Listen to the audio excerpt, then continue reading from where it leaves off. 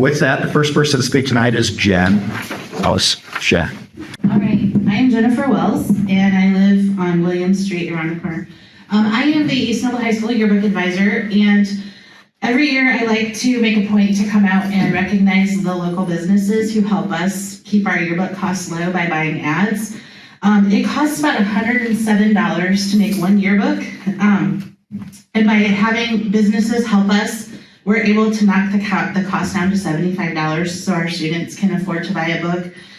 So with that, I'm going to go ahead and read the names of the local businesses who supported us, and I just ask and encourage you to patronize them if you have a chance. So Young Family Funeral Home, St. James, Noble County Disposal, Shepherd's Family Auto, DeCamp Height Funeral Home, Chase Anderson, Z2B Gardens, Dangra State Farm, Jansen Family Chiropractic, Deco Investments, Luger Machine and Tool, Harper Funeral Home, Champs and Tramps Grooming, J.O. Mori, B&J Medical, Outback Photography, Big B Avila, the Freedom Academy, AMI, Don Chico's Mexican Grill, Reliable PMW, B&J Specialty, ALM Merchandise, PSP Investments LLC, Graphic Packaging International, Aggregated Systems, Color Master, Linda Zabona, Home Projects by Deming, Joe Sells and his auto company, Lutheran Life Villages, Shire Construction, Jansen Family Dentistry, and the American Legion Post 86.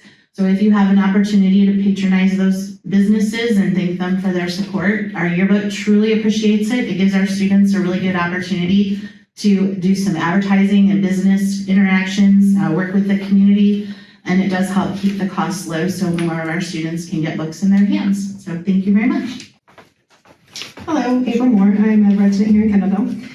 My youngest is set to graduate next month, which means my time as the East Noble parent is coming to a close. I've had 3 children move through the corporation from kindergarten to senior. Over the last 20 years, there have been good times and bad times, but never a time that made me question the dedication of the educators we have experienced. I've attended too many school functions to count. Pastries with parents, school carnivals, football games, marching band competitions, track meets, music makers, parent-teacher conferences, and so much more. I have interacted with office personnel, janitors, educators, school nurses, and board members.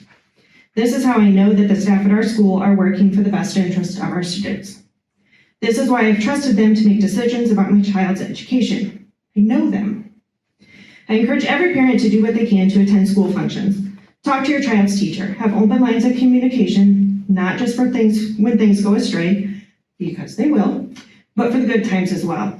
Join your child's teacher in celebrating the small victories. I've heard many people say that being a teacher is a thankless job, and I challenge every parent to change this. Thank your teacher for keeping your child safe, for providing a welcoming environment, for helping them become good community members, and encouraging them to try new things. And to the board members, I encourage you to continue to attend local events for the school, get to know the students and the parents, and call out misinformation when it's shared. I don't know where the education landscape will move in the next few years, but I hope our educators continue to be able to provide a learning environment like my children have been able to experience. It's time to pass the torch to current parents of babies graduating. Current parents have the most at stake when it comes to the education here at East Noble. For those of you committed to providing quality education for all of our students, I thank you. Good evening, Board. Greg Rice from Fort Wayne. I wanted to talk about safety. The last speaker mentioned trust, how she trusted the corporation as a whole and so forth. I think we can talk to many people who don't share her trust. And I can think of, I don't know them personally, but I would imagine that there are 8 families, at least 8 families that we know of who sent their children to school, and at certain times, maybe not all at the same time, but 8 times they were inappropriately touched by a teacher. We all know that. It's not old news, or it's not new news. But that raises trust issues, folks. Can we trust the corporation? And I also noticed the last board meeting, Mr. Lash asked some questions regarding the hiring process, about if they get to see resumes or whatever. And I hope Mr. Lash will follow up during the board discussion time and provide answers to the questions that he asked. So I'm looking forward to that. You know, we talk about safety, that safety is number one here at East Noble. That's our top priority. Again, I would think that there are several people, including those 8 individuals and their families, who would disagree that safety is a top priority. And if I could give a quick example, since that situation transpired with Mr. Harris last year, he resigned, we know all how that went down, but never again was a word spoken about the situation. We've heard nothing from the board. We've heard nothing from the administrators regarding things that they may have discovered that could have prevented that whole entire situation from occurring in the first place. We didn't hear a word. But Mr. Lash, at the last board meeting, opened that door and caused me to start doing some thinking. So it's Mr. Lash's fault. We'll put the blame on him for getting me to start thinking about these things. But I also have to point out, since the board has never mentioned it, or never addressed it, or let the public know what they're doing to prevent this kind of thing from happening again, I have to point out that one of our board members, who's not here, Faye Klein, told us to put up or shut up. Show us you care by going to a basketball game. I can't help but continue to laugh over that comment. So I would offer the same. Folks, put up or shut up. Show us you care about kids and start being transparent and look into why these problems happened in the first place. Thank you. Anyway, you heard my intro. I'm talking about opt-out, okay? I just wanted to discuss this a minute because I hear some discussions going around to parents telling them that they, can just opt out of curriculum that they find offensive. And I guess my point of view is when you do that, you're acting as if you're being helpful and sympathetic. And I think that's just meant to fool some people. But in reality, that process is ineffective, and you know that. So the fact that you know that it's ineffective, then it makes us ask us, why do you do it? You know that parents are busy, and you know that most of them don't take the time or have the time to dig into what their kids are being taught. So you make it necessarily harder on them to care for their kids. A better plan, one that is truly sympathetic to parents and helpful to the community, would to have a default opt-out on any content that met the state's definition of obscene or harmful materials to minors. Simple, and you don't busy a bunch of parents having to look at everything. Now that would be good leadership and good discipline and good conscientiousness and good discernment. For those who claim Christianity, that would even be biblically obedient.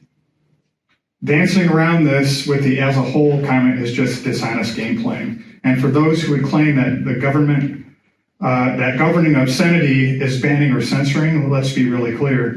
It's always been the standard of governments and school boards and societies and all kinds throughout history to govern what is acceptable for children. To call that banning or censorship is simply dishonest, empty rhetoric. Under that definition, East Noble is already banning books to elementary school students. For those who would call themselves Christian, but at the same time belittle those who wish to put the power in the hands of parents to decide what obscenities their children should not be exposed to, Jesus didn't call us to obey him when it's convenient for us or when it's popular. It isn't even based upon how many people raised a concern, and that's for Faye. In fact, he told us that it would be better for someone to have a millstone tied around their neck and be tossed into the sea than it would be for them to corrupt a child. Think about what path that puts you on. Moving on, you've had a chance to review the minutes from the previous meeting on April 23rd, 2025. Do I have a motion to approve the minutes as written? I'll make a motion to approve it as presented. Second? I can't hear anything. Any discussion? Can I yell out? Speak. All in favor say aye. Aye. Opposed the same?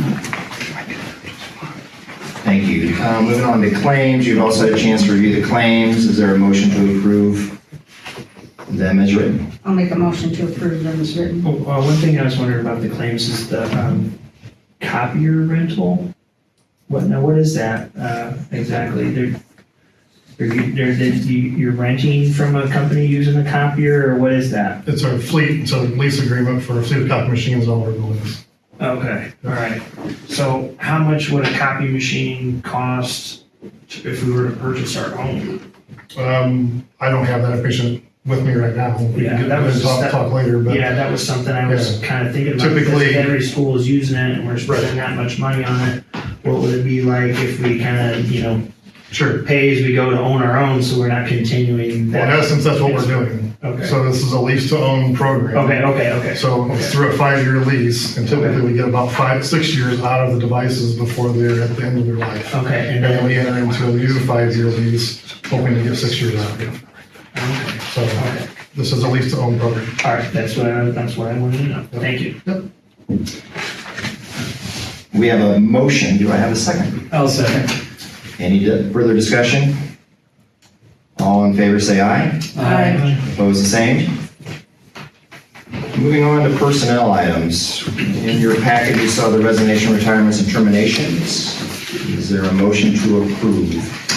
I'll make a motion to approve as presented. Second. We have a first and a second. Any discussion?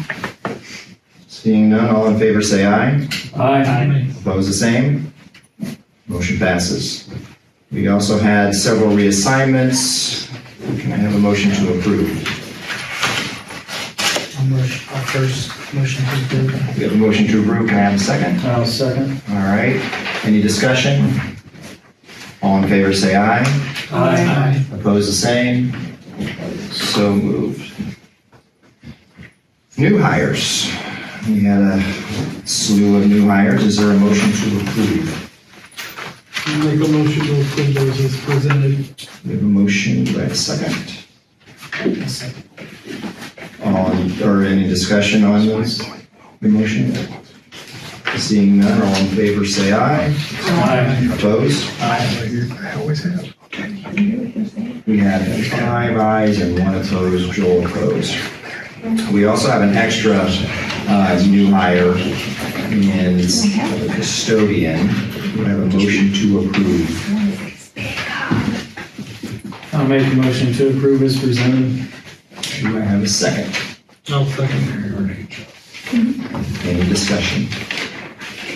All in favor say aye. Aye. Opposed, the same? Aye. Once again, 5-1, Joel dissented. And leave requests. We had a couple of leave requests. Is there a motion to approve? I'll make a motion to approve. Can I get a second? I'll second. We have a motion and a second. Any discussion? Seeing none, all in favor say aye. Aye. Opposed, the same. So moved. Now we have something that's new since I've been on board. We have a rescind request. Taylor Grayless is requesting to rescind her resignation that was submitted on April 11, 2025. And we need to approve that. Is there a motion to approve that request? I'll make a motion to approve. A second? I'll second. Any discussion? All in favor say aye. Aye. Opposed, the same. So moved. All right, and with that, I think we're moving on to instruction and Southside Elementary School presentation, and I think Faith Erickson's coming up here. I'm going to walk around, so I'm going to take this off. So one of the things that we were going to talk about MTSS and our check-in and check-out system, but we've been really excited about some of the things that are happening with Southside and our iRead scores. So I can't give you official iRead scores because they're still embargoed and not everybody is done yet. So I'm giving you a projected kind of where we are at the moment. Just FYI. So the team of people, we've really put a lot of thought in things into what we're doing with kids who are kind of below in reading. So we've had teachers, teaching assistants, reading interventionalists, and even as our office staff have been doing things with kids to kind of help push them a little farther with their reading this year. So we had just some fast facts. We had 33 students participate in after-school tutoring. This is since January. We had 14 of our 4th and 5th graders pass iRead this year that did not pass as 3rd graders in the past. So far, 16 of our 2nd graders, about 40% have passed iRead. We only had 10 kiddos last year in 2nd grade who had passed. And then out of our students who did not pass iRead as 2nd graders last year, they've grown about an average of 132 points when they took the test as 3rd graders. So that's huge. When we look at that, we did it by whole group instruction, reading groups, intervention groups, individual work, and then tutoring. And I will tell you, Southside rallied all together. When it comes to tutoring, it was not just our teachers. We had instructional assistants who stayed after school to help with certain groups of kiddos. So they really came together as a group. So last year we were at 56% of our kiddos who passed iRead as 3rd grade. And again, I can't give you total numbers yet, but we're going to be at about 78 or more projected this year. So that's huge.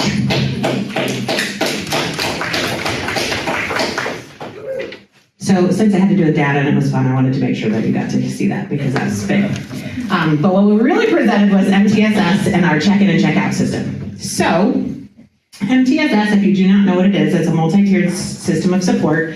It used to be called RTI, Response to Intervention, and it is a group of individuals at Southside. They get together, and when I say members of the team, we've got grade level teachers, we have our lead teachers for, if we're talking about a K2 student, that lead teacher is there. If we're talking about a 3-5 student, that lead teacher is there. We have our guidance counselor, we have our dean of students, we have the school psychologist, and myself. Next year, we'll add our instructional coach because we've had a lot of things tied into the cadre.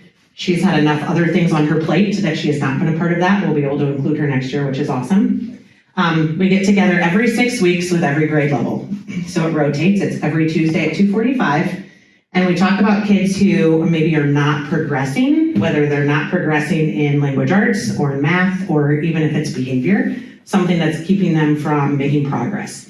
And we talk about different interventions that we might be able to put into place. And whatever intervention we put into place, we need to make sure that we have data to show whether that intervention is working.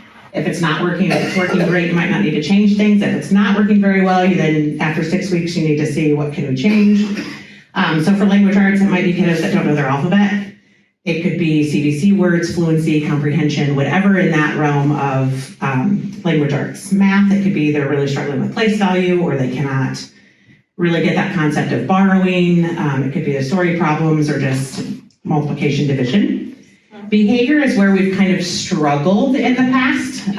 Every child is different when it comes to behavior. What works for one kid doesn't necessarily work for the next kid. And if you have kids, you know that what works for one doesn't work for the other. So this year we have Miss Amber Hartzell, who joined us at Southside as our Dean of Students, and she started implementing check-in and check-out. All right, so check-in and check-out is a Tier 2 strategy that promotes frequent feedback and positive adult interaction for positive behavior outcomes. So what we're looking for is positive relationship building with our students, student accountability for their actions, and then a positive behavior outcome, that they're forming these positive habits and being active in their classroom. All right, so here's an example. Check and check out, or what we call SECO, is a Tier 2 strategy. So we're aiming and targeting about 15% of our students. When the universal strategies and supports that we use for all students in the classroom do not work, we move to Tier 2. This is evaluated when we meet for MTSS. We introduce students that may be meeting or may respond to our Tier 2 strategies before looking at Tier 3 strategies. All right, so here are some examples of our data from our check-in, check-out. And I am going to kind of showcase 3 different students who have... Can I stop you just for a second? Yes. The paper that I gave you, that is kind of an example of a kiddo's clipboard. And so that's the data that's tracked, that Amber tracks then for 20 days. So it's individualized for the kiddo. So there were 2 separate ones. So half of you have one, half of you have another. So you lay out their day and you kind of then figure out into chunks so we can kind of figure out what's going on. So we meet students where they are and find their needs. So this student we were seeing was coming to the office with a lot of somatic symptoms, stomach aches, needing to see the nurse, needing to see the school counselor. And we were noticing that she was also seeking attention as another student was starting to do this. So we attempted this for 20 days with her. And if you look at her chart, can't see her dots because she was at 100% accuracy for 20 days. And so we realized that this worked and she did not need the support. So we were able to graduate her from the system. We haven't seen her back. So it was working. This student needed a goal adjustment. We tried to aim for 20 days. That gives us 4 weeks of data so that we can see when we meet again for MTSS what we need to do for the student. So this student needed a goal adjustment. If you look at this one, you'll notice in the first 20 days, we were at about 25% of the time accuracy. So this student had 24 major office referrals before we implemented this system. He's had 0 since implementing the system. So we ran the cycle and then we adjusted the goal as he got better. So he started to meet and he was at 95% accuracy in the second round and 100% at his third round. And then sometimes we realize that the students need additional support. So this student was in testing and we needed to see if this would work for a behavior plan. This child, we would have loved for him to come and speak because he is a success story and he loves his clipboard. He asks for the clipboard, he asks to meet and make a daily goal. He had negative self-talk constantly and now he attempts his work, self-advocates and asks if he needs to take a test, can I do it in the office? So he's starting to learn what works for him. And he was at 50% and now he's at 100% of meeting his goal. And at the bottom of your paper there, it says, today I will. His was always, today I will be awesome.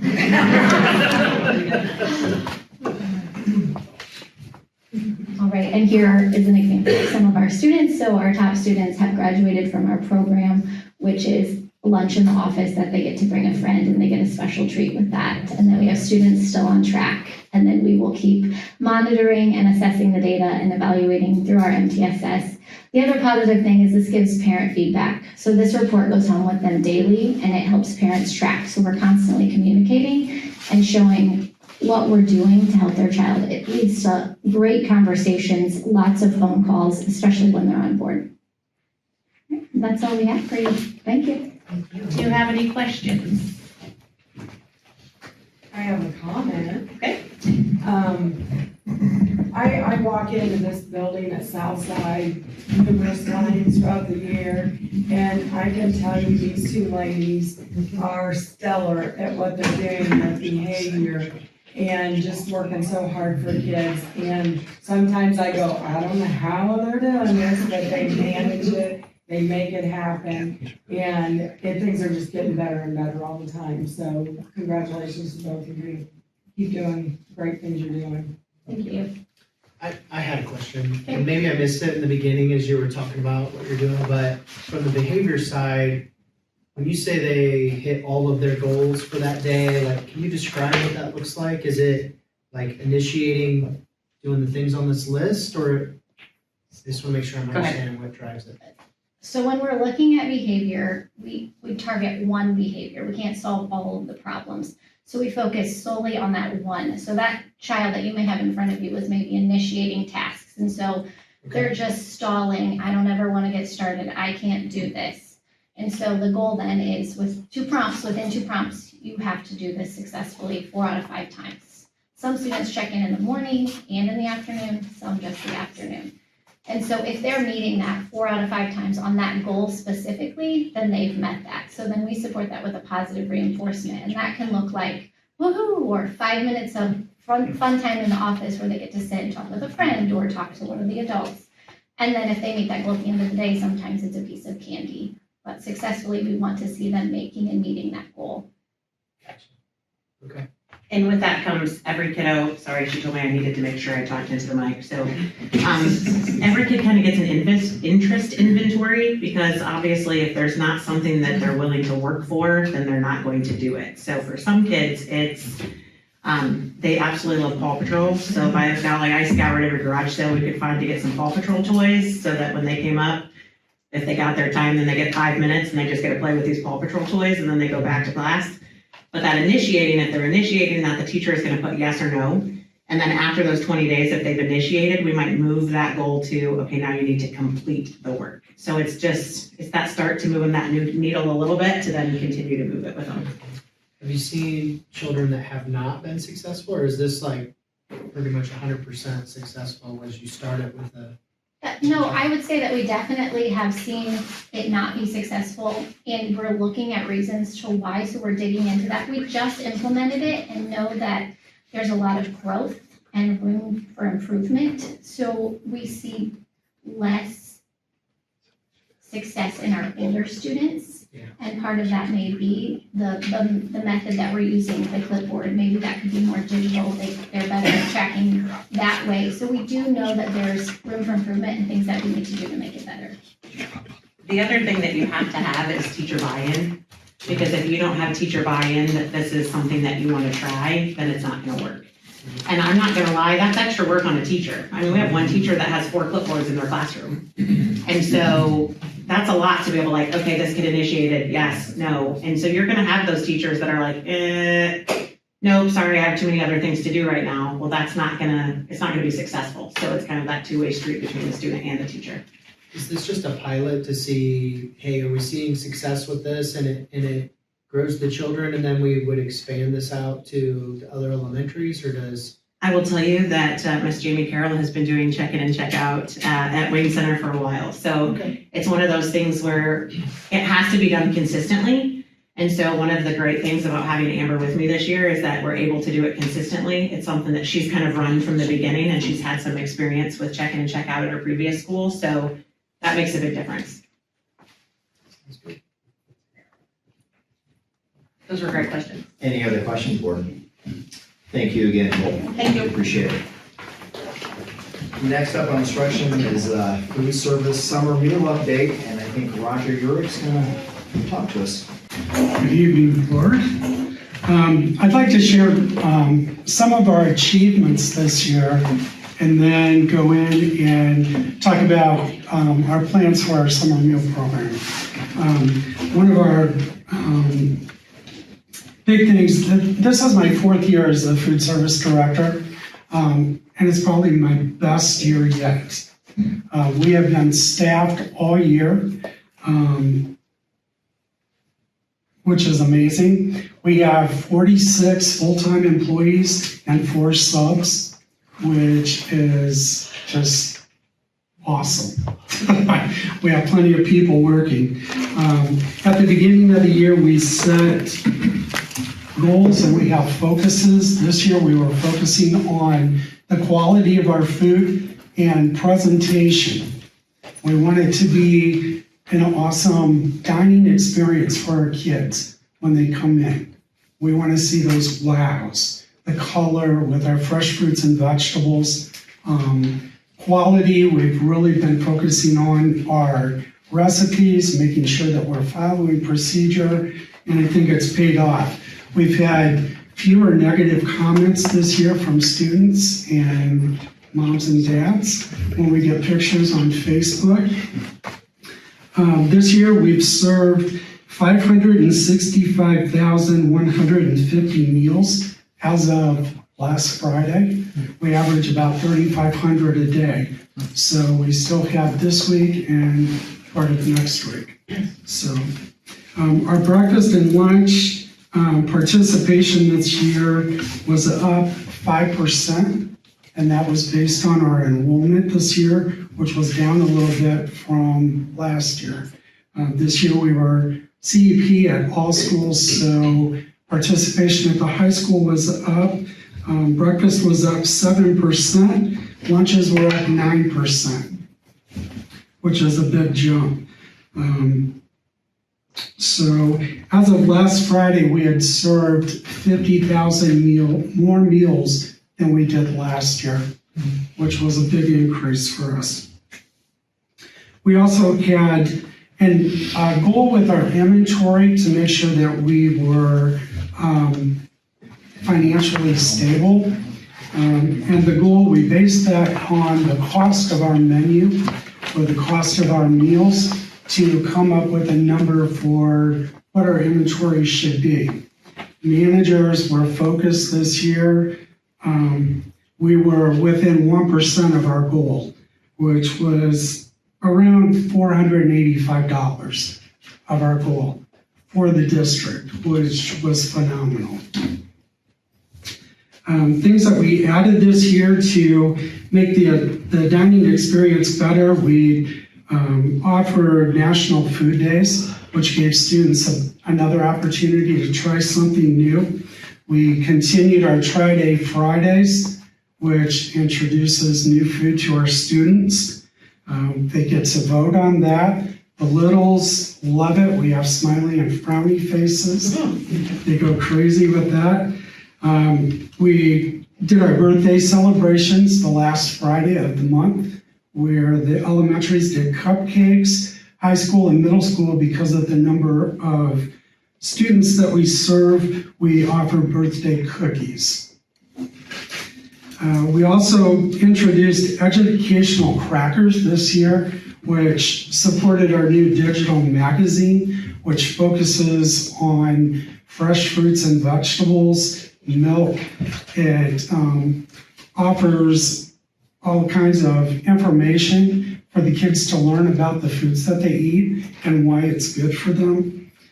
The educational crackers, we had presidents, capitals. We offered English and Spanish for Cinco de Mayo, where they could learn new words.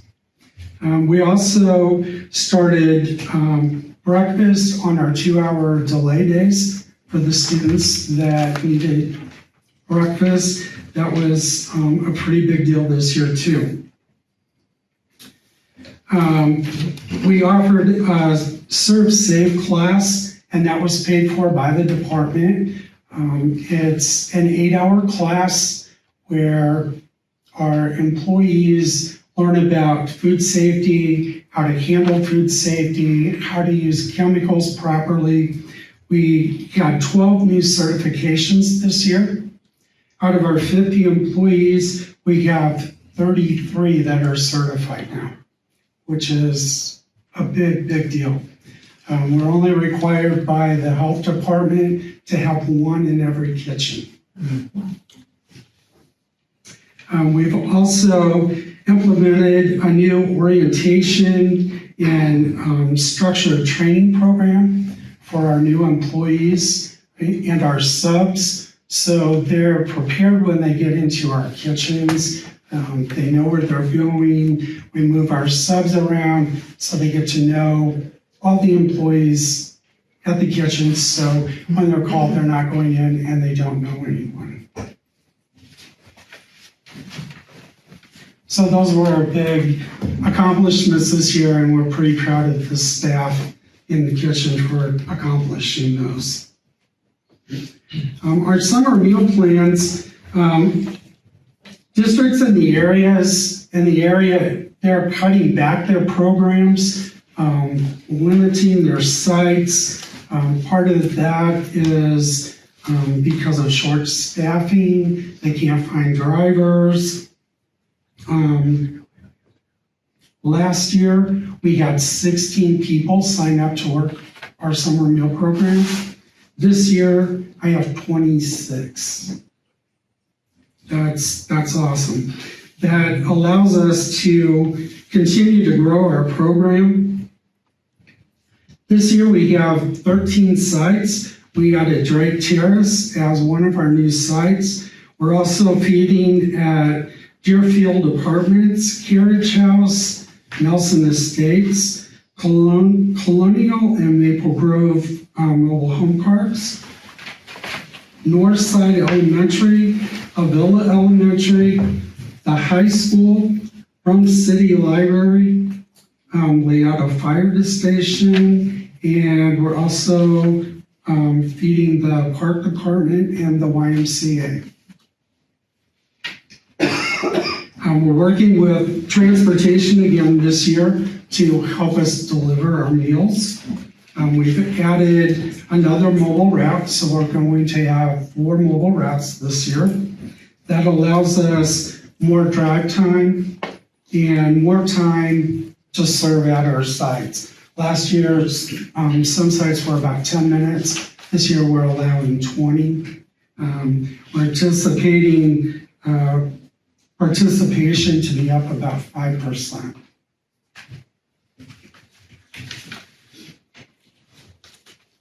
Again, this year, we're serving lunch and then breakfast for the next day. And then something new this year, we're also offering lunch and breakfast for Saturday and Sundays, which is huge. We're a little stressed about that, but I think we're gonna be okay. We have 2 mobile sites being served out of the middle school, which will be about 300 meals a day there. So on Fridays, we're looking at 900. So we'll be busy this summer.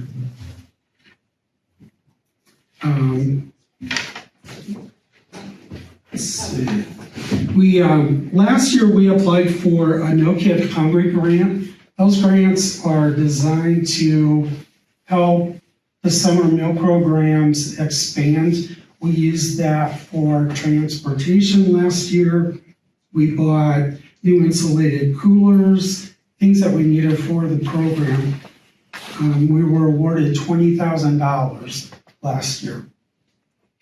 We've applied again this year because we continue to grow our program. We've asked for another $20,000 to help with the additional bus route, the bus driver's salary, packaging, because we're going to have additional packaging for our weekend meals, microwavable containers, bags, and that.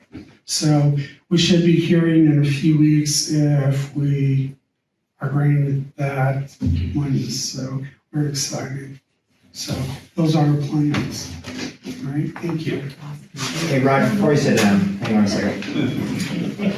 Thank you for that update, Roger. Board, do you have any questions for Roger?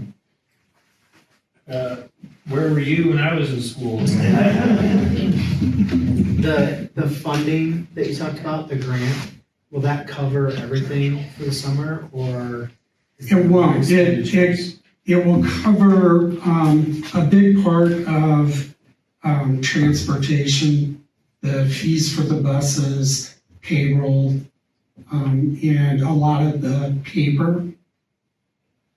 Okay, so the meals themselves, is it, like, where does that funding come from? That will come out of our claims for the meals that we serve. We submit that to the state. It's like the regular meals through the year, we get our claim money back. Okay. The grant helps so we can be a little bit more profitable. Nice. Okay. Roger, how many meals did you serve last summer, and what is your goal for this year? I wish you hadn't asked. Last year, we served 41,147 meals. A lot. This year, we're hoping to serve more. We'll Which talk later. we will. So, I'd like to just commend Roger and his team, what they've done over the last 4 years. They've changed the culture and the climate, not only for their program or team, but for the students and the meals. And he talks about presentation and quality and getting more kids to eat. I don't know about many of you, but I know when my daughter was in school, to get her to eat the school lunch was virtually impossible. But to know that we have the number of kids eating that Roger has is truly commendable. And I thank you and your team for that. thank you. And I would like to echo that the one thing that I really appreciate about you is the pride that you take in what you do every day and what you do for kids, and I think that's just commendable, so thank you for what you do. Thank you. Roger. Thanks, Roger. Thank you, Roger. All right, with that, we're moving on to the business portion. We have 5 things we need to discuss and take action on. The first one is to adopt the Amplify CKLA as K-5 reading curriculum. I believe Teresa's going to speak on that. Yes. I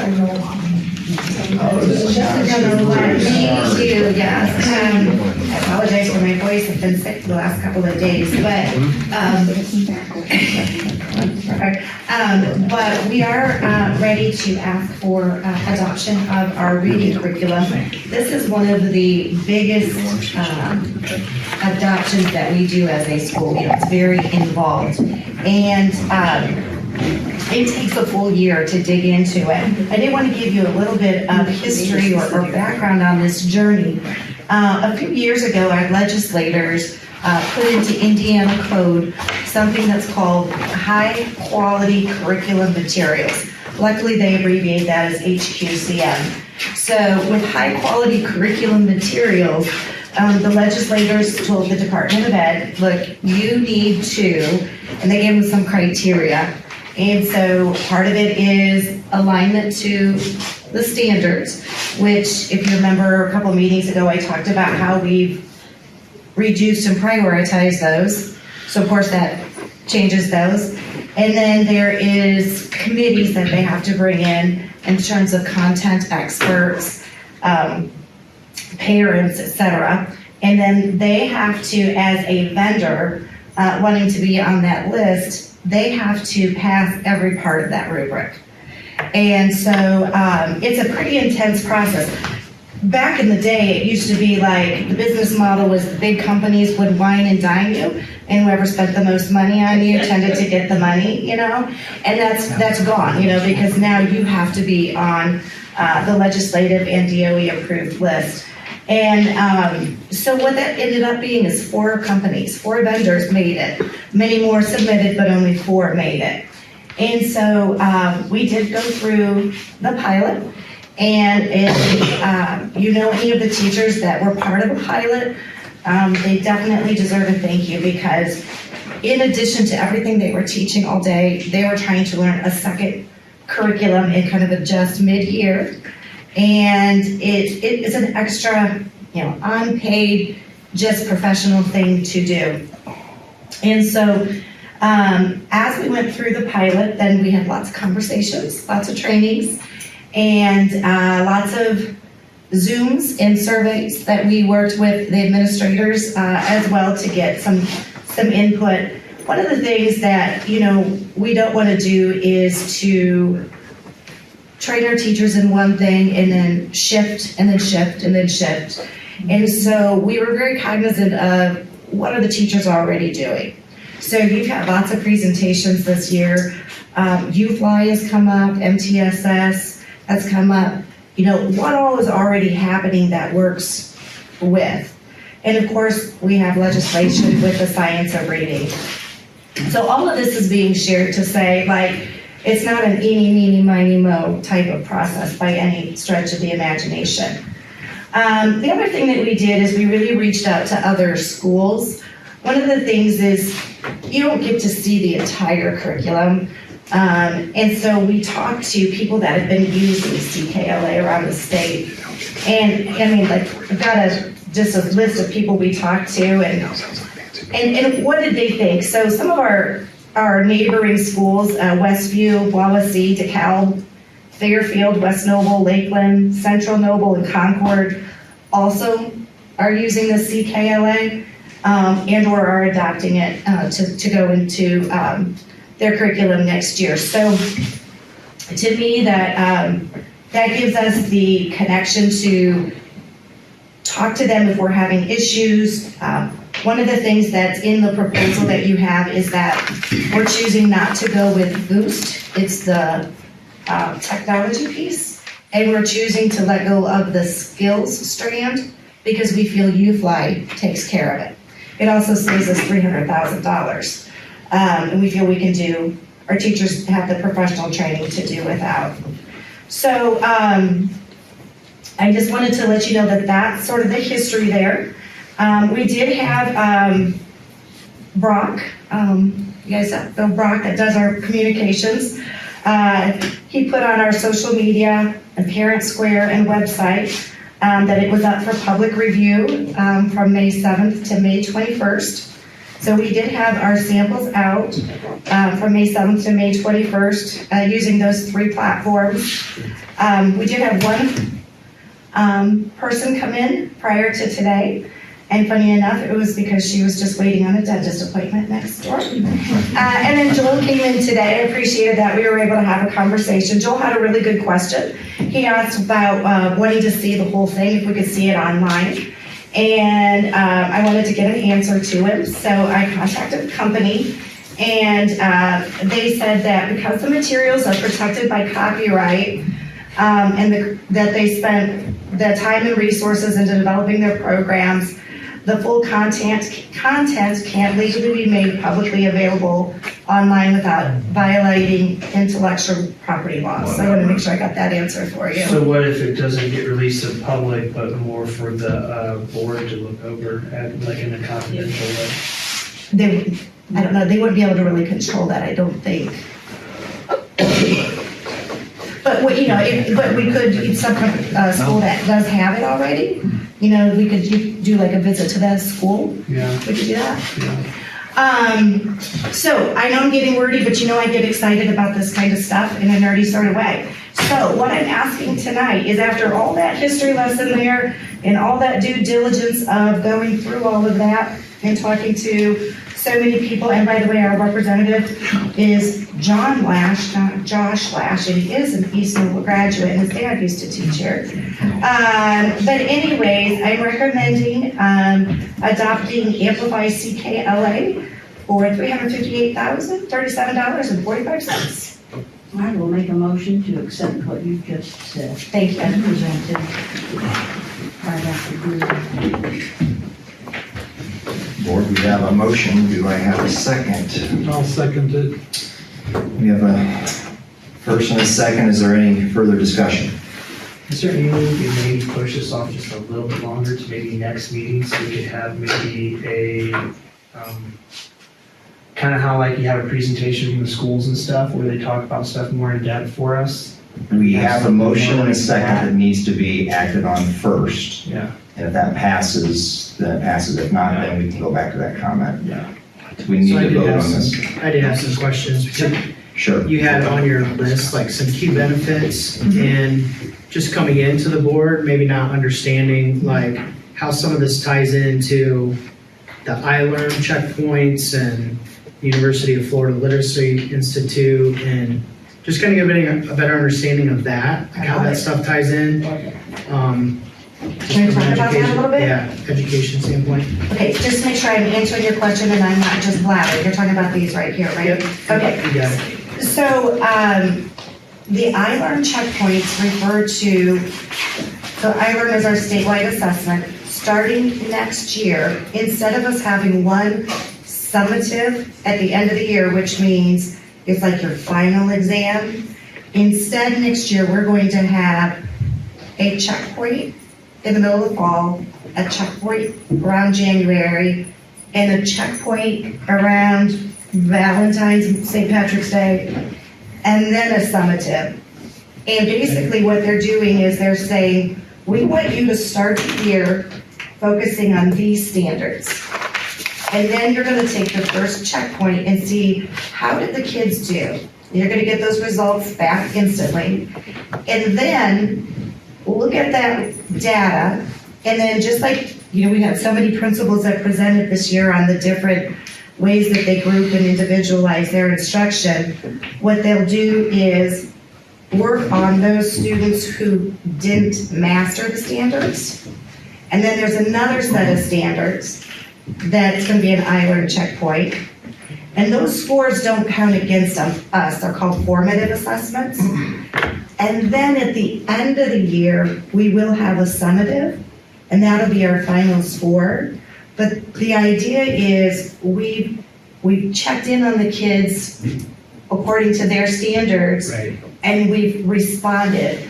So when we looked at the adoption of the different curriculum, we wanted to find the one whose sequence of standards aligned with those checkpoints, because we're being told we're going to be testing on standard 1, 2, 3, and 4.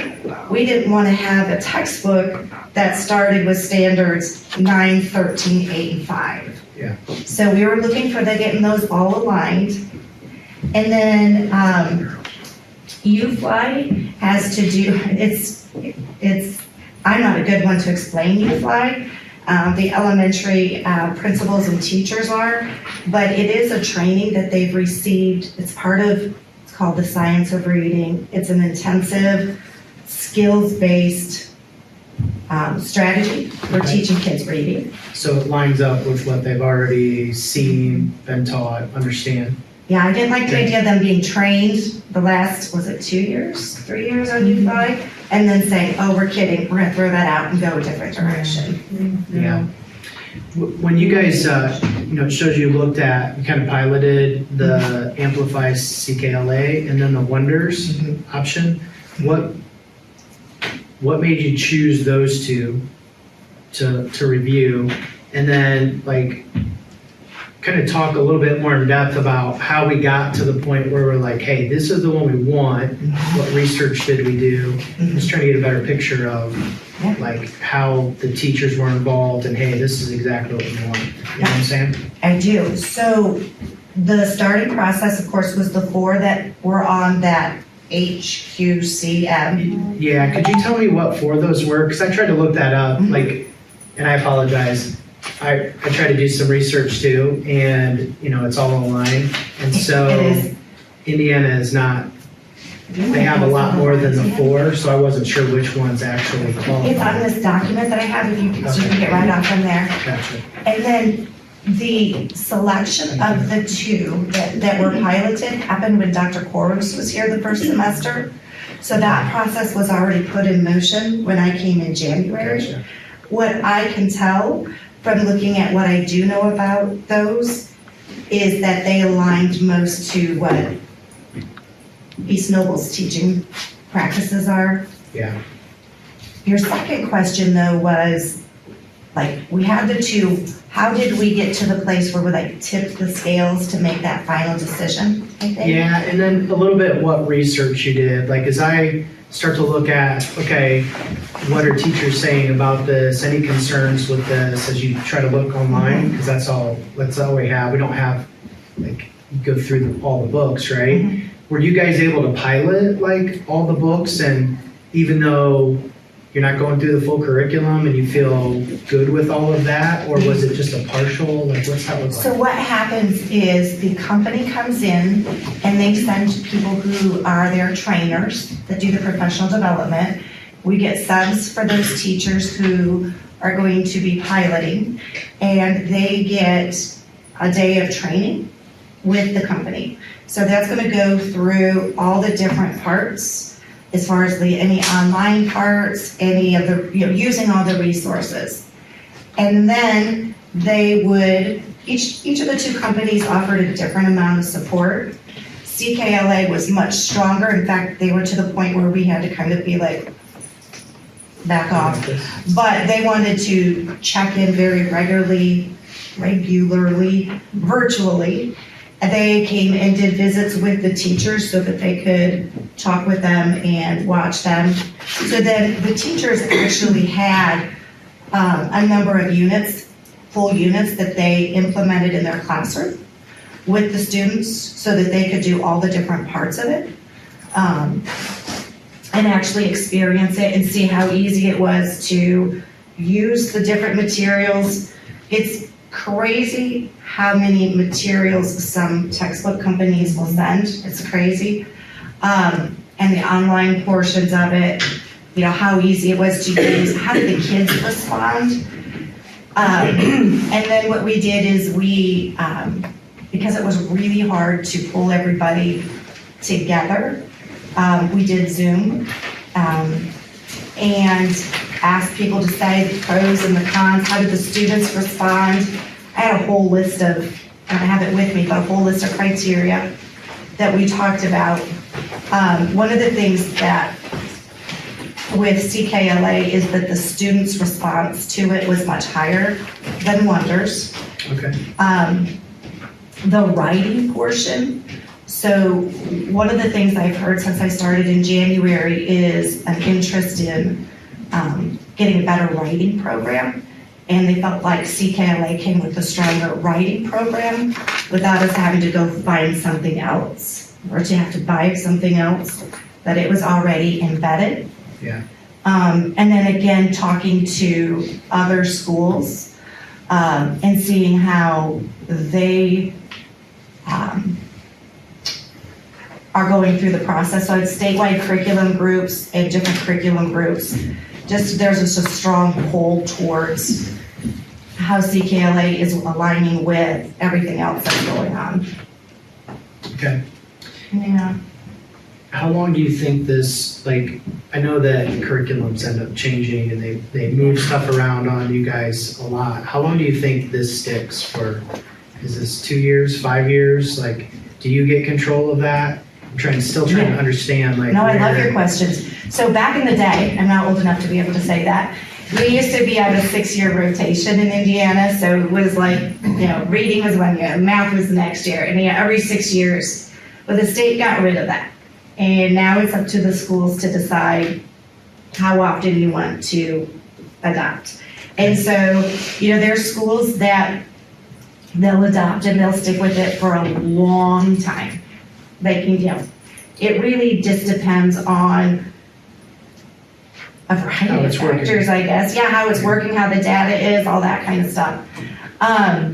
Until the DOE changes. It just starts to say it's- Well, that was my other thing, is how often does that piece change? Because that's kind of what I was under the The impression, is components are that still there. changes quite a The bit. components for a reading curriculum are still there. You just have to modify it maybe a little bit because of that. Yeah. We can't control that. I wish we could, but. Right, exactly. I mean, I would think at least 6 years, usually it's longer.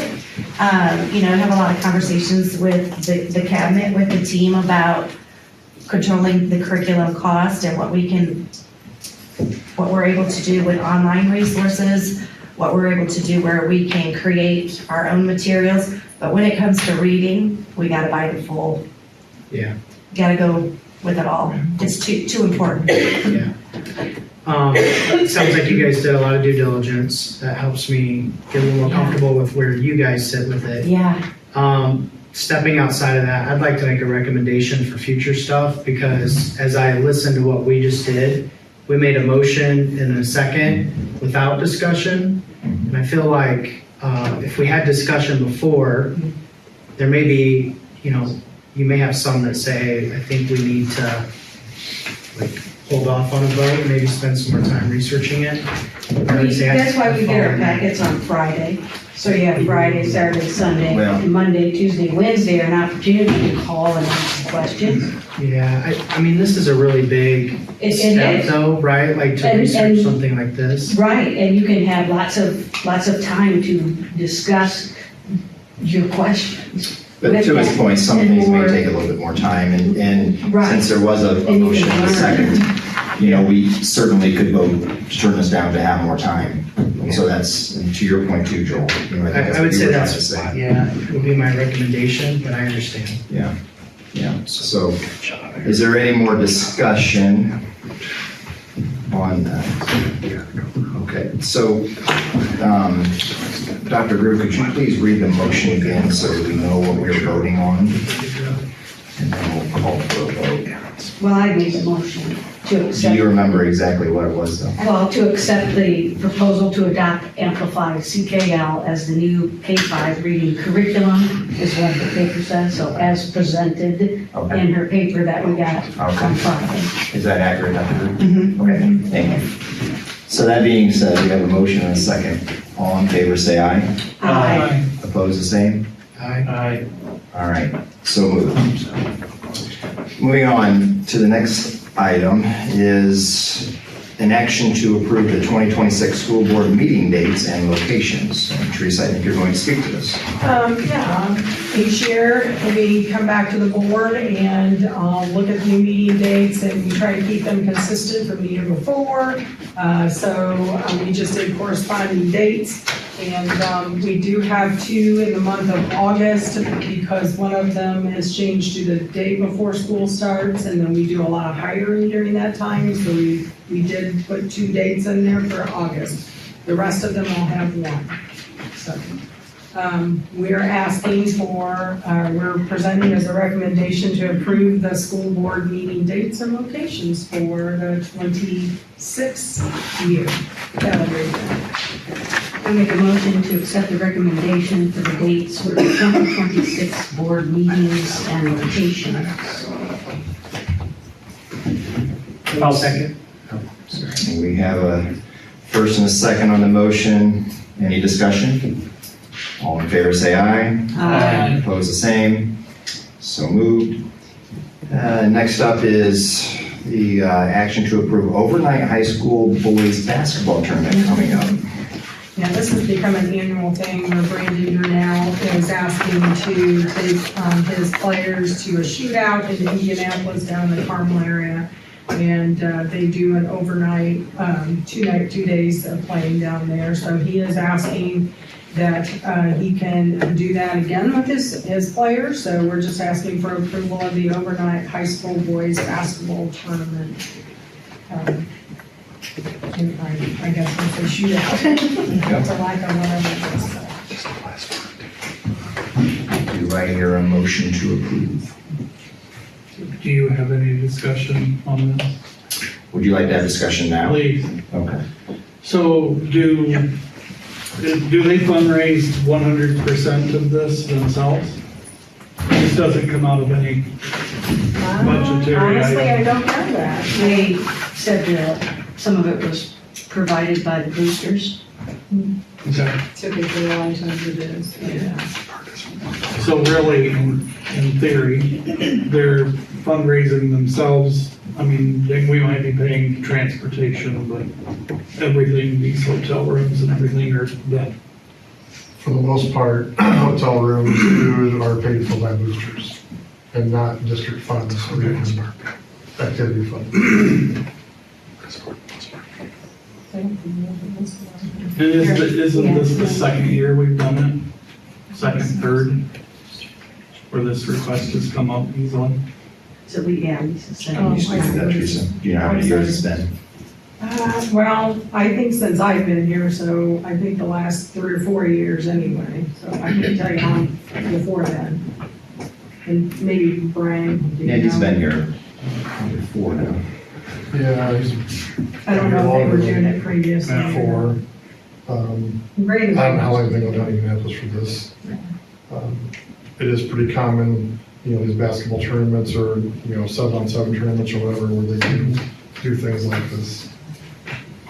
I guess the only comment I have is, we heard from FFA earlier in the year and, they talked about how they have to raise all these funds themselves to go. And I want it to be equal. This to me is no different. They need to raise all the funds on these trips. So I'm hopeful that point is clear if it's approved this evening. I would say that's slightly different, though. Isn't FFA a club versus No, a sanctioned sport? that's a Or is career and it- technical service organization that's co-curricular. Okay. And that has been that way for decades. So on this sheet, it does say that the cost per student is $60, so students are paying a portion of it. Okay. And that they're following the games on Saturday, and meals following them on Sundays are paid for by the boosters.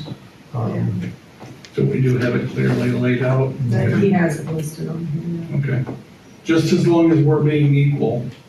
Are you asking that we're not providing any of those funds? I guess that is what I'm asking. And we are not. Okay. Our portion of it, as far as the district, would be busing, fuel, And I totally get that. things like that. Totally get that. Which is the same we would provide. Which is the And same. more than likely, they're taking Correct. a minibus, Yes, what so they the said. coaches would be. Is there a motion or any more discussion before a motion? I'll make a motion to accept the basketball trip to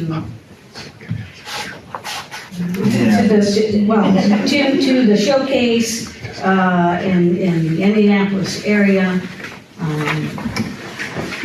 with meals provided by the boosters. And it's an opportunity to showcase our athletes. So I make a motion to approve this. be seen by. You want me to keep going? I mean, Down the floor, yeah. I make a motion to approve the basketball trip as presented in the PDF file that was sent to us on Friday. We have a motion. Do we have a second? Can you read it back, please? I'll second. Any discussion on the motion?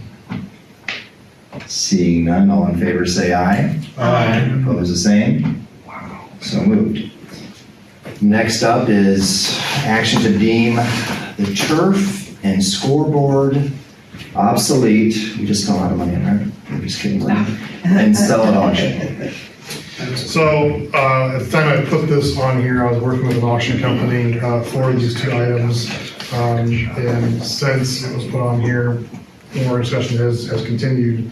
I'm gonna remove the turf to sell as an auction, because in talking with auction companies and others, it doesn't bring much money.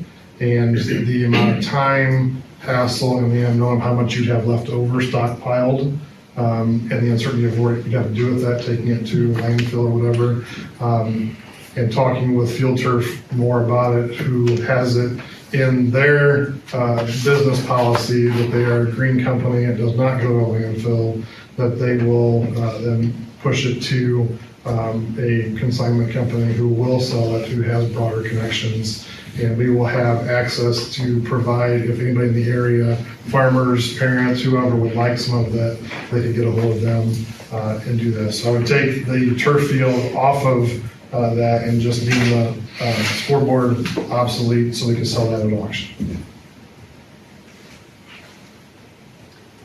If it goes to the consignment company eventually through the install company, and it goes back, like, let's say a farmer or a parent wants it, they're still paying the same price that what it would be, is anybody else buying it from that consignment company? Yes. Okay. Do we get any reimbursement for that, or are they taking it and not charging us? Are they charging us to take it? It wasn't spelled out in the, in the quote, but so it's hard to tell whether it's in there or not. It wasn't spelled out. That would be great if we didn't have to pay for it, they just kind of took it, so we didn't have to pay for the disposal of it. Yeah, that's, having conversations with others within the district, that's one of the biggest fear and concern is, in talking with the auction committee that we were talking with, it may go well, it may not, it doesn't go for a lot of money. But what's being sold is just basically the carpet itself. The fill is not, the fill is being reused. So the carpet itself doesn't look great when it's pulled up and isn't used for a whole lot unless you're going to fill it all back in, and that can cost some money as well. So, but I do know, I have heard that there are some, cattle farmers, things like that, that do use it in some areas in some of their barns. But I don't know specific people, but I just heard that's some of the uses for it. And then the uncertainty, the concern of, again, having a stockpile in the corner of the property and then having to haul it to, landfill, Kenneline or Meadow, wherever we would end up taking it. It just seems more of a hassle and more of a burden and cost than trying to sell.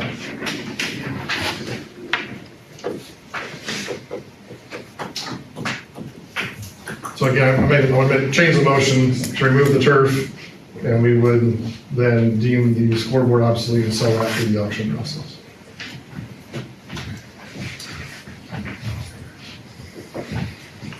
We have a motion. For more discussion. I'll make a motion to remove the turf from the letter D in the business section and to just sell the scoreboard to the auction, or place the scoreboard on the auction. Do we have a second? We have a first and a second motion. Any more discussion on that motion? All in favor say aye. Aye. Opposed the same? So moved. And then last business item is action to deem items obsolete and sell on eBay. I Brian? make I'm sorry. In fact, you already see the list, as we do most meetings, of items that, as to deem obsolete or of no use to the, school corporation, so then we can either dispose of it in the most cost-effective manner or sell it. I'll make a motion to accept the items that are deemed obsolete and we sell them on eBay. I'll second that. We have a first and a second motion. Any discussion? Seeing none, all in favor say aye. Aye. Opposed, the same. So moved. We have several discussion items tonight, and Teresa, I think you want to start by talking about some new board policies. Oh, I know you cannot wait for this part, but just a reminder to you, some of you did ask for hard copies, so I did lay them out, but if anybody wants one at the end, Kelly does have the master and she can run those for you before you leave tonight. So, but what I do want to say is remember the way the policies are written. If it's a 0, that means it's a bylaw. 1,000s are admin, 2,000s program. So there is a rhyme or reason, but you will get a lot of redundancy. And what I did tonight was try to lump them together. They are not going to be in the order that the packet comes in. Those are the order that they came out in, but I reorganized them so it made a little bit more sense talking about them tonight. So your very first one is the 0, 100, which are the definitions. It's pretty much self-explanatory. It talks about your bylaws, your certified classified staff, due process, et cetera, what all of those terms mean. And so that's pretty good that you can just always go back to that as a reference. So the next grouping that I made was called school board. So these are the ones that are actually under the school board policies and things. So your 0165, which are your board meetings. It explains the difference between special meetings, emergency meetings, regular meetings, and what like a gathering is considered. So the next one is 1220, which is employment of the superintendent, just legal obligations when hiring a superintendent, so you'll have to review that, or you hire the next superintendent. Policy 1230 is responsibilities of the superintendent, such things as reporting criminal activity, board agendas, complying with state and federal regulations, daily operations, instruction, etc. Policy 3220.02 is supplemental pay for teachers, where it states that the superintendent may use the supplemental pay for teachers beyond their base salary. The next grouping that I have is weapons and safety in there. So there's a lot of them about this time around. So I tried to lump them together with 1617, Policy 3217, Policy 4217, Policy 5772, and 7217. The first 4 were weapons, and the last one was possession of firearms and weapons by visitors. And these policies describe who is authorized to carry weapons on school property and describes what the term of what a weapon means. So it goes a little bit more into depth with that. The next one is 8400, which is school safety information. It just describes schools as student safety zones that extends 1,000 feet from the boundary of the school property, prohibits weapons and drugs within the safety zone, and describes the duties of the Safe School Committee and the school safety specialist, as well as the requirements for the school safety plan.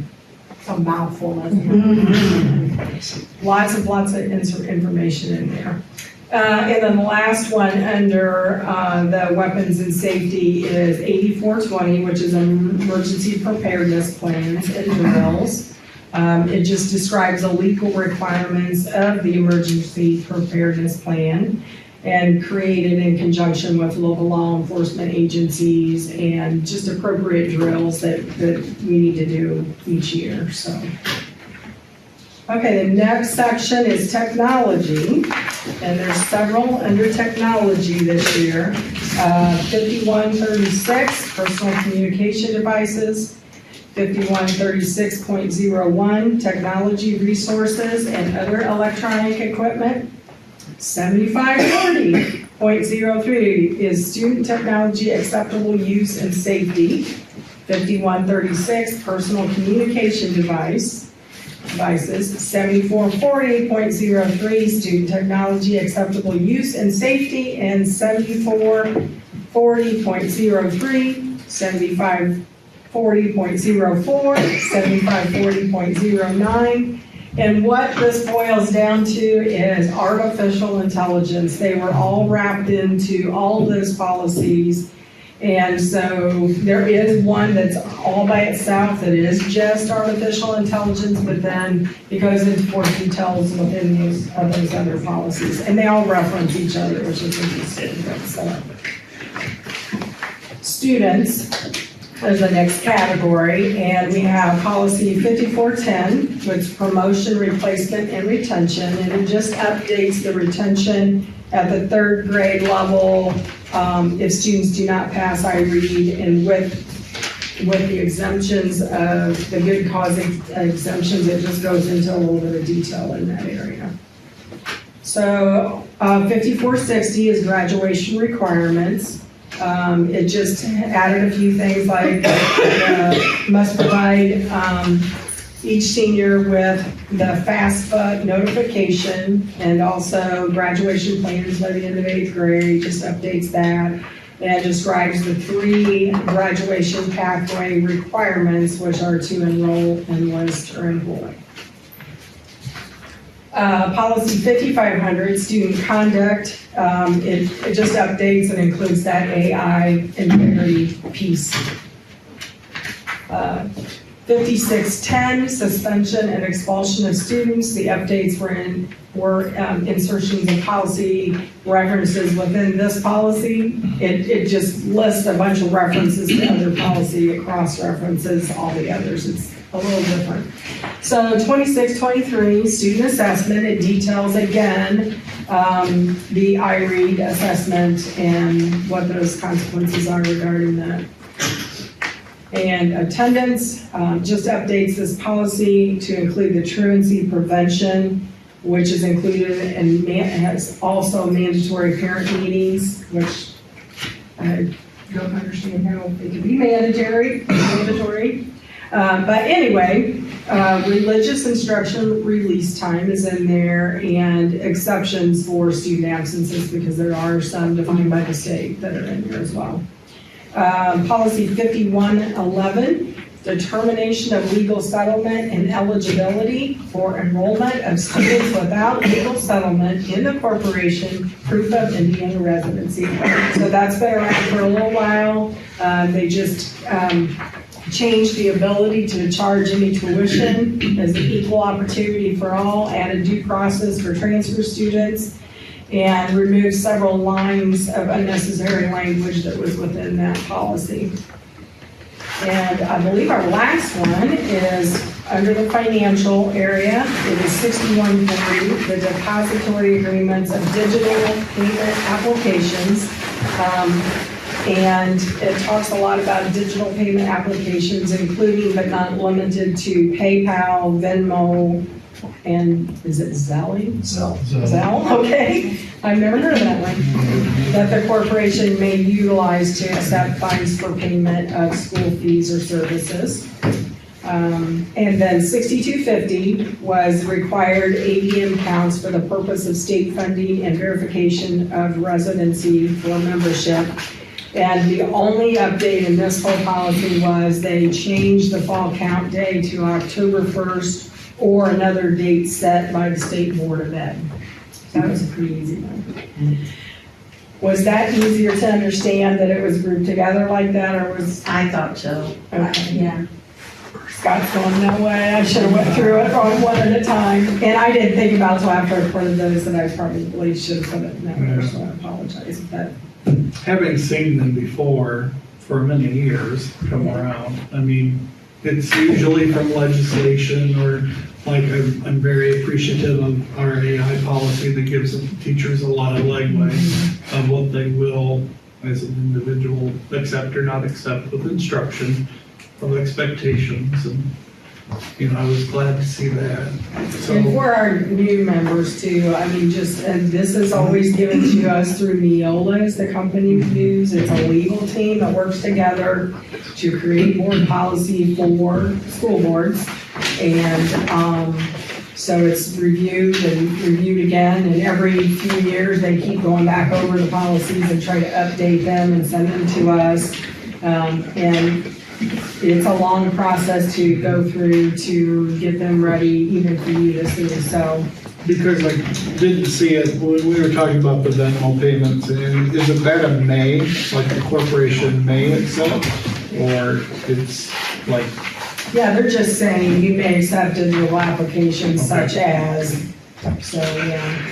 is that something? It's not telling you you have to. Or not? There's been an ask for it. We have not done that. We've held off. I have talked with the State Board of Accounts when they were most recently here for our audit to get some more guidance. I'm uneasy on what those internal controls would look like and who's managing it, how it's hitting bank accounts, things like that. So at this time, no, the structure is not in place for us to do that. That's where my mind went. I'm just not comfortable if, you know, an individual wants to, it's one thing, but I don't know if I'm there yet. But when that day comes, you have a board policy that says you can, so, I mean, that's really what it's about. So the key word is may. May, not Yes. It's not in there. Yep. Any questions other than that? And you have a month to look them over, so look them over, feedback. I know Scott's already found a few things that were in there. When you're doing 97 pages of policies, it's easy Sorry. to make a couple mistakes, so The old please, typing teacher in me. Yeah. Just started. please let me know. I've already found a couple of them as I was flipping through it today, so I go back over to the fine-tooth comb and just really try to put an eagle on it, so please let me know if you see anything that you come across it. Any other questions or comments on that work? No. Super. Next up is the future of the old alternative working center. Teresa, you're going to speak to that one as well. Actually, that is Ryan. So really, this is just to start the conversation and for you as a board to start thinking about what the future of that building looks like. I have my thoughts and I'll have my recommendations, but there is a process the corporation will have to go through once we do vacate that building. As I see it, the corporation doesn't have any use for that facility as we vacate and move out of it. And so my recommendation would be then to eventually move towards either selling, auctioning off the property. But before we would get to that point, we have to deem it unusable, not being used, an open building to the state, and there's a period that you have to wait. It's been a long time since I was even part of this process when we had the old middle school. There are waivers that can be applied for. There was one that was granted for the old middle school if you have somebody interested in it. But the purpose of the law is to hold it available in case a charter school would want the property. And if they do, then we are required to sell to them for $1. If once you wait that period of time or granted the waiver to shorten that period of time, then you can do with it as you see fit. So it could be auctioned off, it could be just posted for sale, it could be demoed and a piece of property left open, it could be repurposed for something. I will say that, you know, one of the main reasons why we left the building is because the amount of money that's invested into it in order to make it something that we are truly proud of. So it's really just to start conversations with you, to ask questions. There's no need to rush on this. We're not going to be out of the building, you know, until, you know, August or so, once we get everything moved out and the kids into the new building. So that's what this really was about. Any questions regarding that right now, board? All righty. Do you want us to come back with some suggestions, or? I would definitely like to know what the waivers we could get would be to, you know. If I remember The correctly. $1 law always bothered me, Oh. always did. So, If I remember correctly, the true wait time is 1 year. Yeah. If you apply for the waiver, you can get that down to 30 days. Is that just to charter schools? You have to wait you have to wait a year first or the 30 days? Wait a year first. Okay, but it's up for just charter schools, not to be purchased. That's what you advertise on the state, Okay. is that it's available, and so Right. that any charter school can look and see if they're interested. Got you, thank you. Yeah, okay. Any other charges right now? What do you think about it for a little while? Okay. Last item to discuss is the East Noble Academy update. So the new building for the ALC, which will be the East Noble Academy, is coming along very nicely. They're actually cleaning crews in there now, washing windows, wiping down walls. There's still lots of finished paint. They're still putting some flooring down. I do have the binder for the parking lot and drive installed. The top coat is yet to be installed, but it is progressing along nicely. And they essentially, the hardware was there to rekey the building, so we're starting that process. So it's becoming pretty well that board, if you so desire, we could schedule a meeting for you guys to go and tour it first before we would have anybody else from the public go through it. So if you guys want to get together at some point in time and determine a date and time that we could do that, we could make that available for you guys. I'll throw something out to you guys. You can maybe come up with a date that agrees with everybody. How's that sound? Okay. All righty. Any questions about the exciting academy coming up? Okay. All right. With that, late items. Are there any late items? I have none. So something I wanted to bring up was, because you had reached out to me and said that there was a policy saying that we could only see the resumes and things like that, only during the executive meetings. But that's kind of, I mean, that we usually have those after the vote, so doesn't really, that wouldn't work or ever happen. But I was not able to find any like actual state laws or anything, and maybe we can find it if there are state laws that enforce that policy. There is no state law. But I did not see anything, and I didn't see a state law either that would kind of say that you couldn't, email, how you said go in there personally and read it that way, but I didn't see anything that said confidential things couldn't be sent like that.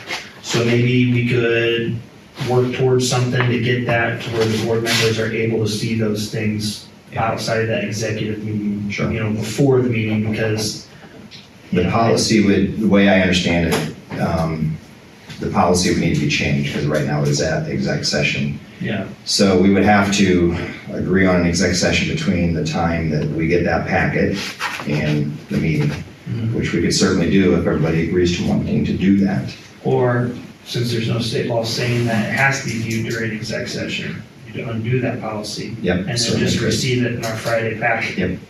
That would be another option. You're wanting to, tell me what you're wanting to see. Resumes and applications for the people that I vote on every month. Okay, so you wouldn't, so are you saying you don't trust their decision? Well, that's Until they're hired? So if I go to, say, vote for a president, I'm not gonna just go vote for a president because so-and-so says to. Right, so we. I wanna be able to know who I am voting for. Sure, and so, this particular name, if I have a question, me personally, I can go to Facebook, I can call the principal and say, hey, did you do your due diligence and get you, or I don't know if I can call the principal, but I can call the You're not supposed to. superintendent and say, this is what I know about this person, or I found out about this person. Because I don't want to take anything away from, it's not my job to, it's not my job to see their application. It's my job to look at their names that they decided and they vetted, So what do we even need to vote for then? because that's our job. That is our job to approve the hires. Or disapprove the recommendation. Or disprove. But how am I supposed to know anything that I'm, Well, you have your, social media things and other not ways. everybody has a Facebook? Right. It's kind of strange, I mean, for me to go to that person personally and ask for them, that's a question, but. Because I've gone on, like our new, Oh, my God. there's a new person for show choir. You betcha I went on there. You betcha I looked where she was from. And you betcha you can look up their license through the state. And so that's how, because I don't want to take away from the principals who they've decided to hire by looking at it Well, then and saying, they oh, decided no. to hire them, but the final approval falls to the board and you're voting on it. It does, but I And trust our I- teacher and our principal So enough. you're blindly voting. I'm putting my trust in the That's a- staff. There's no verification there, there's no, that's a rubber stamp, in my opinion. Okay. If you're saying yes, yes, yes, yes, no, nothing, that's like the definition of a rubber stamp. And I have, in the past, have talked to Superintendent Linson and said, I don't agree with this or feel comfortable with this person. And so that person's name has been pulled out and voted on separately, just like something was done today, because they gave us information of why, something was.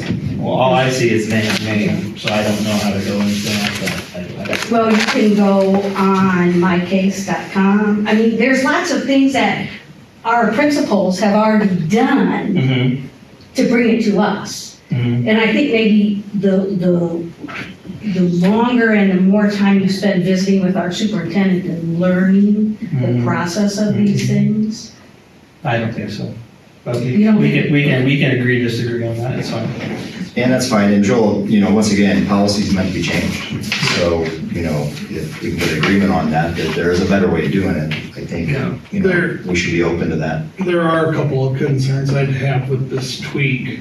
One is, we mentioned about getting the possibility of these resumes and cover letters and whatever from the applicants. When we're having the teacher shortage, I think the applicant's kind of in the control of who sees that based upon the way it's posted. And when the increasing number of people that can see their resume and application, I think that's going to cause some people to stop applying. And in a low teacher pool, that concerns me. The other thing is I would greatly, if we do go to this, we do post things a few days ahead online too, to meet the law. I would really not want those posted on the website for everyone to see. And so I hope we have clear understanding. So if I just add something, right or wrong, my understanding is the purpose of the vote of the board is the approval to pay. So it's the contractual agreement to enter to pay an individual. You are correct. Not necessarily to vet them. That is done through background checks and other things. Again, right or wrong, however you feel, that's fine. That's my understanding of the purpose of the vote. When you look back at the original contract law. And I'm not asking for it to go public either, because it kind of seemed like you thought I was wanting it to be publicly. I didn't Be more know, like a but I was confidential, only the board would be able to see something like Things that. don't stay confidential. The kids knew who this person was. I never knew who she was until I got my packet on Friday. I don't even know he's So talking. confidential. For the show choir I teacher don't we're know. talking about. Yeah, That we approved tonight. I didn't. Our kids knew. I didn't know the name until tonight. Yeah, to kind of bring it back in, Joel, let's have some more discussion about it as a board. Yeah. I do think that, it is not the board's job to vet all that. And there's been a lot of work that's been done to that point. And there's a time issue on some of that. Now, we certainly don't want to be hiring anybody that's nefarious or has illegal activity, but they're checking all that. And, I know I've been told, and new board members have been told, if you see a red flag on that, please bring it up. All I see is the name. Right. And so we always said, if you see a red flag, then they'll double check all the backgrounds. They'll double check everything that they've done to make sure. And we can double check on all that because at the end of the day, they've done their duties to make sure that we are hiring someone that is under the Fed and state laws that we're following and is the right person for East Noble School Corporation. If we don't trust that process, that could get into some difficulty as far as the people that we have hired to run the administration of this corporation. It could be an issue. But I think to Scott's point, they may choose not to want to work here. And so there's some, I think, basic tenets that we need to understand. And that's a difficult thing. Once again, we can change processes. We certainly can, policy, to make it, to your point, to be able to look at these things. It's just that maybe opening up a Pandora's box. So I think it's standard operating procedure at most school corporations, the way this is done. Yeah. So I don't think, and I know we had someone in the public bring it up tonight, there's going to be people that make bad decisions at every school corporation. Yeah. And we can't control that. It's happened since I've been on the board. And, we've always hired good people, but you can't control the actions every day. So we do the best we can to make sure that we're checking backgrounds and, that the principals feel comfortable that that is who they want in their buildings. But beyond that, it's a tough road. So. And I can just say that is not a rubber stamp, that I deny several people. Kelly brings it to me. I'm not saying that you're doing that. I'm saying it feels like we are doing that because we're just getting a name and just saying, yeah. And I have no idea. And like you said, accidents happen, things happen, and I want to be able to know that I did my due diligence, that if something does happen, that somebody that I voted just said, oh yeah, sure, because so-and-so said it was okay. Well, then they go and do something awful. And I'm like, okay, maybe I could have had more due diligence there and looked into it a little bit more, and maybe I could have caught something that they didn't. And that's me doing my due diligence, sitting on the board. Sure. So you're just not gonna get me on the page with that. I mean, I don't know why we're here if it's, what are we here for? I think there's a balance with that though. Any business that has a board of directors, they're not the one, they're hiring at that high level, but they're trusting their teams to hire at the lower levels. There's probably, as you get to a GM level in a company like that, there's a little bit more oversight, checking, hey, did we do our due diligence here? But like, in this case, hiring a teacher, we have to have some trust in that. Now, I think the better thing is what's the process? And I think we asked this early on, like, how is our process with our principals? Is that consistent? What all information can we get now with, some of the new laws and being able to find out what a teacher at a previous school did and getting more information that helps us to make better decisions. To me, I think that's probably where our best time spent would be. Just my thoughts.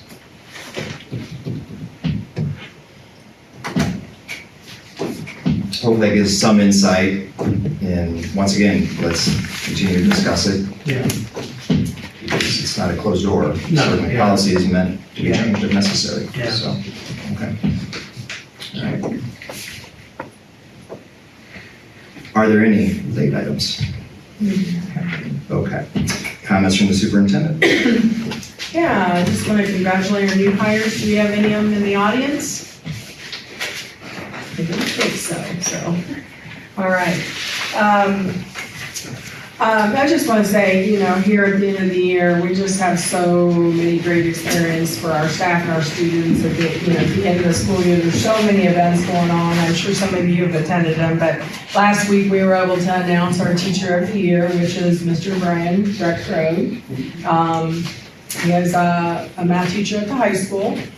We also honored 5 retirees with a collective 147 years of service to East Noble.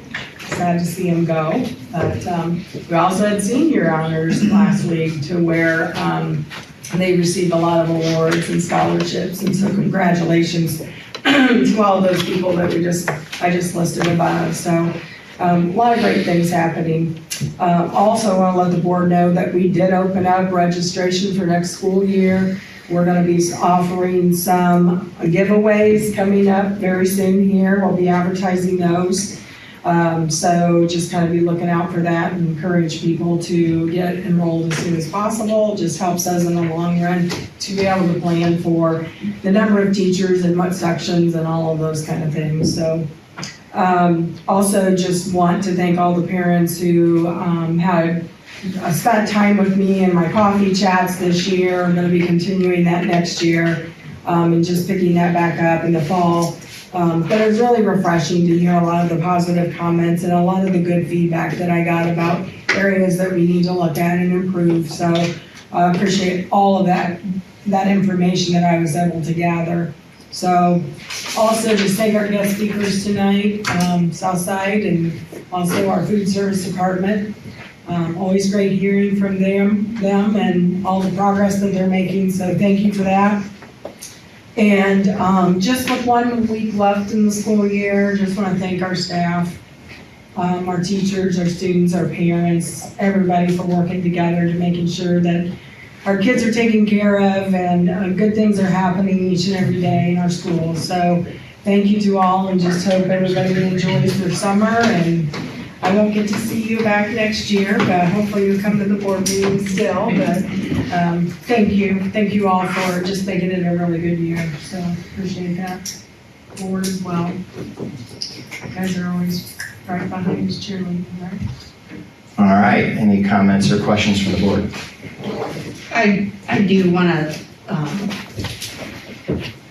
thank the parents that come and talk about that their children have made it all the way through, and multiple children have made it all the way through. One of the children of a speaker was a top 10 student.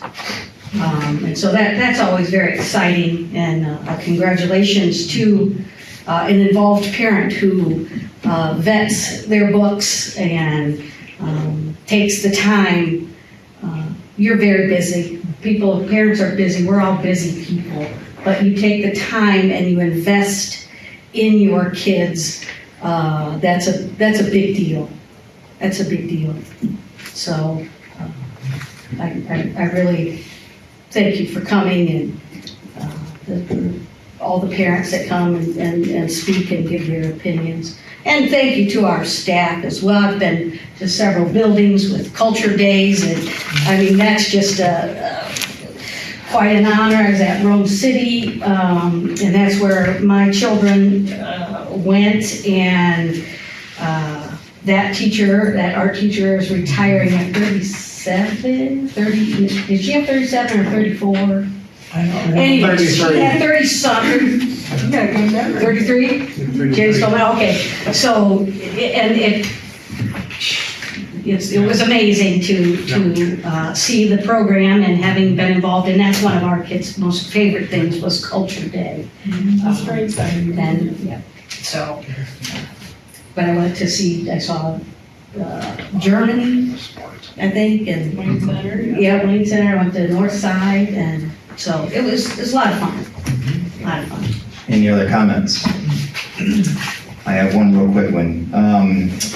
As the board chair, I want to make sure that, once again, to reiterate what Teresa did and a little bit what Jen did, it's been a great year, and just want to thank, all the staff that makes everything work. There's a lot of gears, and it takes a lot. And I also want to make sure that our staff from top down knows that I trust and support them 100% for everything they're doing, because our corporation's an outstanding corporation, and that does not just happen. The trust is there, and without trust, we crumble. So I want to make sure that's known. With that, The board will meet for an executive session immediately following per Indiana code to discuss personnel and collective bargaining. The next regular board meeting will be Wednesday, June 18th, 2025, beginning at 6 p.m.